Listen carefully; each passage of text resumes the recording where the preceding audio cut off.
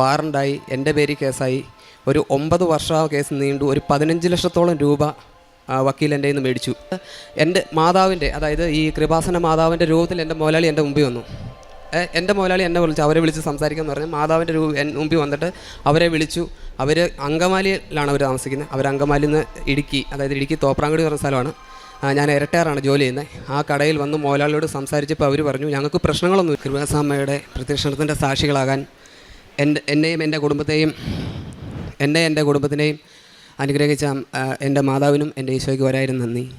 ഞാൻ ഈ കൃപാസനത്തിൽ ഉടമ്പടി എടുക്കാൻ വരുന്നത് 2025 ഏപ്രിലാണ്.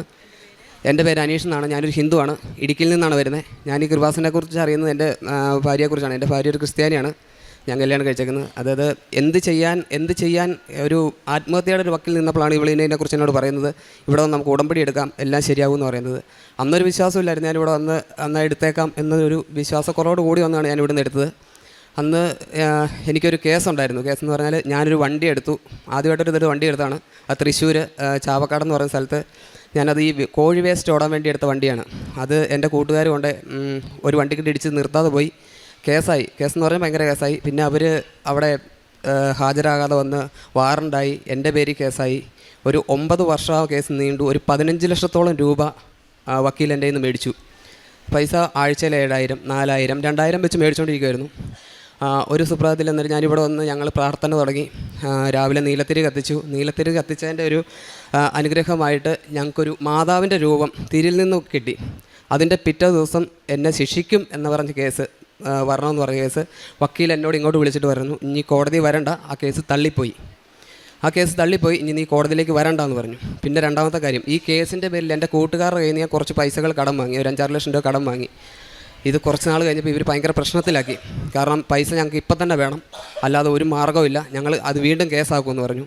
അന്നേരം എനിക്ക് ജോലിയോ കാര്യങ്ങളൊന്നുമില്ല. ആ സമയത്ത് ഞങ്ങൾ വാടകയ്ക്കാണ് താമസിക്കുന്നത്. ആ സമയത്ത് ജോലിയോ കാര്യങ്ങളൊന്നുമില്ല. പിന്നെ ഞാൻ പണ്ട് ജോലി ചെയ്തിരുന്ന ഒരു മുതലാളി എന്നെ വിളിച്ചിട്ട് പറഞ്ഞു, എനിക്ക് ജോലി അന്വേഷണം നടക്കുന്ന സമയത്ത് ആ മുതലാളി എന്നെ വിളിച്ചിട്ട് പറഞ്ഞു, അനീഷ് ഇപ്പോൾ വരുവാണെങ്കിൽ ഞാൻ 40,000 രൂപ മേളിൽ നിനക്ക് ശമ്പളം തരാം, വരുവാണെങ്കിൽ എന്ന് പറഞ്ഞു. ഞാൻ പിറ്റേ ദിവസം അവിടെ ചെന്ന് കയറി. പിന്നെ ഇവർ വിളിച്ചുകൊണ്ടിരിക്കുക, കൂട്ടുകാർക്ക് പൈസ കൊടുക്കണമല്ലോ, അവർ വിളിച്ചുകൊണ്ടിരുന്നപ്പോൾ ഞാൻ മുതലാളിയോട് പറഞ്ഞു, എനിക്കൊരു ലോൺ എടുത്ത് തരാമോ, ഞാൻ അവർക്ക് പൈസ കൊടുക്കാനാണ്, ഞാൻ കുറേശ്ശെ ഇവിടെ നിന്നിട്ട് അടച്ചോളാം എന്ന് പറഞ്ഞു. അന്നേരം മുതലാളി പറഞ്ഞു, എനിക്കിപ്പോൾ ലോൺ അടക്കാൻ ഒരു സാഹചര്യമില്ല, എടുത്തു തരാനൊരു സാഹചര്യമില്ല, ഞാൻ വേണമെങ്കിൽ അവരെ വിളിച്ച് സംസാരിക്കാം. അതായത് എൻ്റെ മാതാവിൻ്റെ, അതായത് ഈ കൃപാസന മാതാവിൻ്റെ രൂപത്തിൽ എൻ്റെ മുതലാളി എൻ്റെ മുമ്പിൽ വന്നു. എൻ്റെ മുതലാളി എന്നെ വിളിച്ചു, അവരെ വിളിച്ച് സംസാരിക്കാമെന്ന് പറഞ്ഞു. മാതാവിൻ്റെ മുമ്പിൽ വന്നിട്ട് അവരെ വിളിച്ചു. അവർ അങ്കമാലിയിലാണ് അവർ താമസിക്കുന്നത്. അവർ അങ്കമാലിയിൽ നിന്ന് ഇടുക്കി, അതായത് ഇടുക്കി തോപ്രാംകുടി പറഞ്ഞ സ്ഥലമാണ്. ഞാൻ ഇരട്ടയാറാണ് ജോലി ചെയ്യുന്നത്. ആ കടയിൽ വന്ന് മുതലാളിയോട് സംസാരിച്ചപ്പോൾ അവർ പറഞ്ഞു, ഞങ്ങൾക്ക് പ്രശ്നങ്ങളൊന്നുമില്ല, മാസം ഞങ്ങൾക്കൊരു തുക വെച്ച് തന്നു കഴിഞ്ഞാൽ ഞങ്ങൾക്ക് പ്രശ്നങ്ങളില്ല. അന്നേരം മാസം എത്ര തുക നമുക്ക് ഓവറായിട്ട് കൊടുക്കാനില്ല, കാരണം ഞങ്ങൾ വാടകയ്ക്കാണ് കിടക്കുന്നത്, ചിലവ് എനിക്ക് മാത്രമേ ജോലി കിട്ടിയ സമയത്താണ്. അന്നേരം അവരോട് മുതലാളി സംസാരിച്ച് പറഞ്ഞു, മാസം ഒരു 10,000 രൂപ വെച്ച് ഈ 6 ലക്ഷം രൂപ ഞങ്ങൾക്ക് തന്ന് തീർത്താൽ മതി.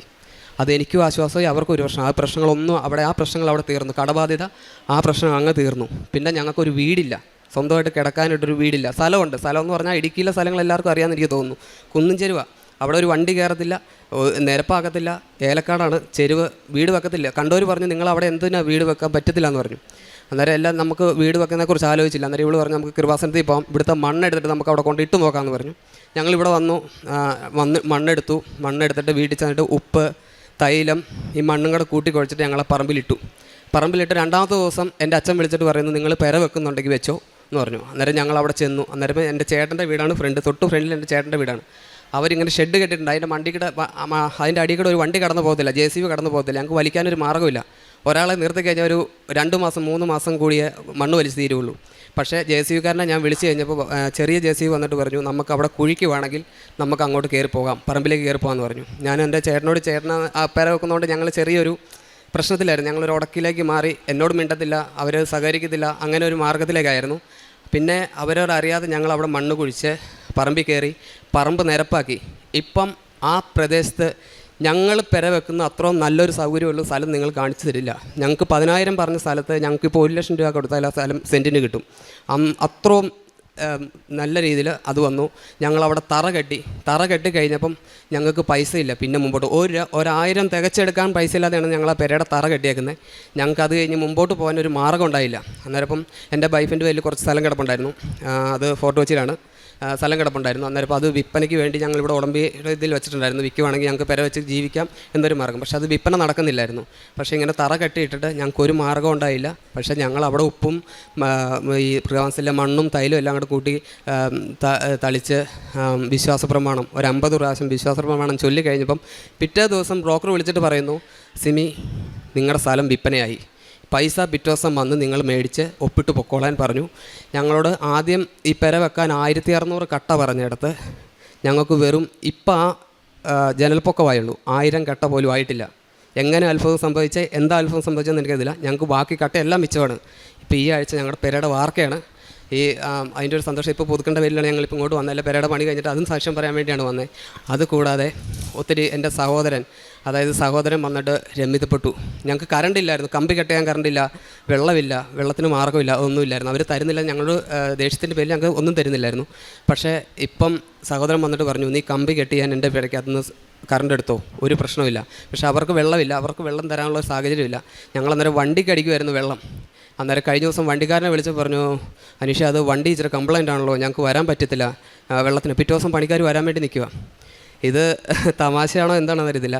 നമ്മുടെ വീടിൻ്റെ ഫ്രണ്ടിൽ കൂടെ മേളിലെ ചേട്ടൻ ഓസ് ഇട്ടേക്കുന്നത് എന്തോ കൊടുത്തിട്ട് ഞായറാഴ്ച ദിവസം ആ ഓസ് പൊട്ടി വീണു, നിലത്തോട്ട് വീണു. അവർ പറഞ്ഞു, അയ്യോ ചേട്ടാ ഞാൻ ഓസ് പൊട്ടി വീണല്ലോ എന്ന് പറഞ്ഞു. എടാ അനീഷ എന്നാൽ നമുക്ക് ആ കിണറങ്ങ് തേകിയാലോ, വൃത്തിയാക്കിയാലോ എന്ന് ചോദിച്ചു. ശരിയേട്ടാന്ന് പറഞ്ഞു. ഞാൻ പറഞ്ഞു, ചേട്ടാ നമുക്ക് നാളെ മേസ്തിരിമാർക്ക് കൊടുക്കാൻ വെള്ളമില്ല, എന്നാ ചെയ്യേണ്ടത്? എടാ എന്നാലും കോരിക്കളയാനുള്ള വെള്ളമല്ലേ, നീ ജാറെല്ലാം പിടിച്ചു വെച്ചോളം പറഞ്ഞു. എനിക്ക് 1000-ൻ്റെ 200-ൻ്റെ കുറേ ജാറുണ്ട്, അതെല്ലാം പിടിച്ചു വെച്ചു. അവർ പുതിയ ഓസ് മേടിച്ചുകൊണ്ട് വന്നു. ഓസ് ഞാൻ ഇട്ട് കൊടുത്തപ്പോൾ അവരെന്നോട് പറഞ്ഞു, ഇനി നീ വെള്ളത്തിനെങ്ങും പോകണ്ട, ഈ പെരപണി കഴിയുന്നവരെ, നിങ്ങളിവിടെ താമസിക്കുന്നവരെ ഞങ്ങൾ വെള്ളം തന്നേക്കാമെന്ന് പറഞ്ഞു. അങ്ങനെ ഒരു ഭയങ്കര ഒരു അനുഗ്രഹം ഞങ്ങൾക്ക് കിട്ടി. അങ്ങനെ മാതാവിനും ഈശോയ്ക്കും വളരെ നന്ദി പറയുന്നു. പിന്നെ ഞാൻ ബൈബിൾ വായിക്കുന്നുണ്ട്. അതിലുപരം ഞാനൊരു ഹിന്ദു ആണെന്ന് ഞാൻ പറഞ്ഞു, ഞാൻ ബൈബിൾ എഴുതി തുടങ്ങി. ഇപ്പം ബൈബിൾ എഴുതിയെന്ന് പറഞ്ഞാൽ കുറേ എഴുതാൻ തുടങ്ങിയിട്ടുണ്ട്. തീർന്നിട്ടില്ല, ഈ വർഷം തീരുമെന്ന് പ്രതീക്ഷിക്കുന്നു. അതുകൂടാതെ ഞങ്ങൾ ആശുപത്രികളിൽ ഞങ്ങളെ കൊണ്ട് പറ്റുന്ന പോലെ, കാരണം എനിക്ക് മാത്രമേ ഇപ്പോൾ ജോലിയുള്ളൂ, കാരണം ഞങ്ങളെ കൊണ്ട് പറ്റുന്ന പോലെ ഒരു 25 പേർക്ക് ഞങ്ങൾ ഫുഡ് എല്ലാ ദിവസവും ഞങ്ങൾ വീട്ടിൽ വെച്ച് പറ്റുന്ന രീതിയിൽ ഞങ്ങൾ കൊടുക്കുന്നുണ്ട്. പിന്നെ പത്രം ബസ് സ്റ്റാൻഡിൽ കൊടുക്കാറുണ്ട്, ആശുപത്രി കൊടുക്കാറുണ്ട്. അങ്ങനെയുള്ള സ്ഥലങ്ങളിൽ ഞങ്ങളെല്ലാം പത്രം കൊടുക്കാറുണ്ട്. ഞങ്ങൾക്ക് ഇത്ര അനുഗ്രഹം തന്ന അമ്മയുടെ, കാരണം എന്താ വെച്ചാൽ ഇപ്പം ഞങ്ങൾ വേറൊരു മേഖലയില്ല, കാരണം ഞങ്ങൾക്ക് വീടോ കാര്യങ്ങളോ ഒന്നും ഇല്ലാത്തടത്ത് ഇത്ര അനുഗ്രഹം തന്നത് എൻ്റെ മതവിശ്വാസത്തിൽ ഞാൻ വിശ്വാസിച്ച് എനിക്കിട്ട് കിട്ടിയിട്ടില്ല. ഇവിടെ വന്ന് ഉടമ്പടി എടുത്ത് രണ്ടാഴ്ച കഴിഞ്ഞപ്പോൾ തൊട്ട് എനിക്ക് അനുഗ്രഹത്തിൻ്റെ ഇതാണ്. ഇത്രയൊക്കെ പറഞ്ഞതിന് എൻ്റെ ഈശോയ്ക്കും. ഇത്ര നാൾ ഞാൻ 9 മാസമാണ് വാടക വീട്ടിൽ താമസിച്ചത്. ഇപ്പം ഞങ്ങളൊരു 3 മാസമല്ല ഷെഡിലേക്ക് മാറിയിട്ട് ഇപ്പോൾ അടുത്ത ആഴ്ച എൻ്റെ വീടിൻ്റെ വാർക്കയാണ്. കാരണം 600 സ്ക്വയർ ഫീറ്റ് ഉള്ള, എന്നാൽ പോലും അടുത്ത ആഴ്ച ഞങ്ങൾ ഈ മാസം അവസാനത്തേക്ക് ഞങ്ങൾ വീട്ടിൽ കയറി. ഞങ്ങൾ അത്ര അനുഗ്രഹം ഞങ്ങൾക്ക് കിട്ടിയിട്ടുണ്ട്. ഡെയിലി ഞങ്ങൾ ബൈബിൾ വായിക്കാറുണ്ട്, ജപമാല ചൊല്ലാറുണ്ട്. ആദ്യമൊന്നും എനിക്കറിയത്തില്ലായിരുന്നു കേട്ടോ, കാരണം ഇത് ചൊല്ലാൻ നല്ല അവൾ എന്നെ പഠിപ്പിച്ചു തന്നു. ഞാൻ 2-3 ദിവസം കൊണ്ട് ഞാൻ പഠിച്ചെടുത്തു. കാരണം ഞങ്ങളിപ്പം ഞങ്ങൾ കുർബാനയ്ക്ക് പോകുന്നുണ്ട്. കാരണം എന്താണെന്ന് വെച്ചാൽ അടുത്ത പള്ളി ഉണ്ടാവുകൊണ്ട് പോകാം. എനിക്ക് ഞായറാഴ്ച ദിവസം മാത്രമേ ഒഴിവുള്ളൂ. ഞായറാഴ്ച ദിവസം ചിലപ്പോൾ ഒഴിവ് കിട്ടുള്ളൂ, എല്ലാ ദിവസവും ചെല്ലണം. പക്ഷേ ഇപ്പം 40 രൂപ എന്ന് പറഞ്ഞാൽ എനിക്ക് ഇനി ഒരു മാസം കൂടെ കഴിയുമ്പോൾ പുള്ളി ഓണം കഴിയുമ്പോൾ വീണ്ടും കൂട്ടി തരാമെന്ന് പറഞ്ഞാൽ അതിൽ കൂടുതൽ നല്ല ജോലി എനിക്ക് കിട്ടാനുമില്ല. ഭയങ്കര അനുഗ്രഹമാണ് കിട്ടുക. എൻ്റെ ഈശോയ്ക്കും എൻ്റെ അമ്മയ്ക്കും മാതാവിനും ഒക്കെ നന്ദി, 1000 നന്ദി പറയുന്നു. എൻ്റെ പേര് സിമി. ഇത്രയധികം അനുഗ്രഹം തന്ന ഈശോയ്ക്ക് മാതാവിന് 1000 നന്ദി. ഞാനിവിടെ പഠിക്കുമ്പോൾ 10ാം ക്ലാസ് കാലം തൊട്ടേ കൃപാസനത്തിൽ വരുവാണ്. അതിനുശേഷം ഇപ്പോൾ ഹസ്ബൻഡിനായിട്ടൊക്കെ വന്ന് ഇതുപോലെ വലിയൊരു സാക്ഷ്യം പറയാനായിട്ട് മാതാവ് അനുഗ്രഹിച്ചു.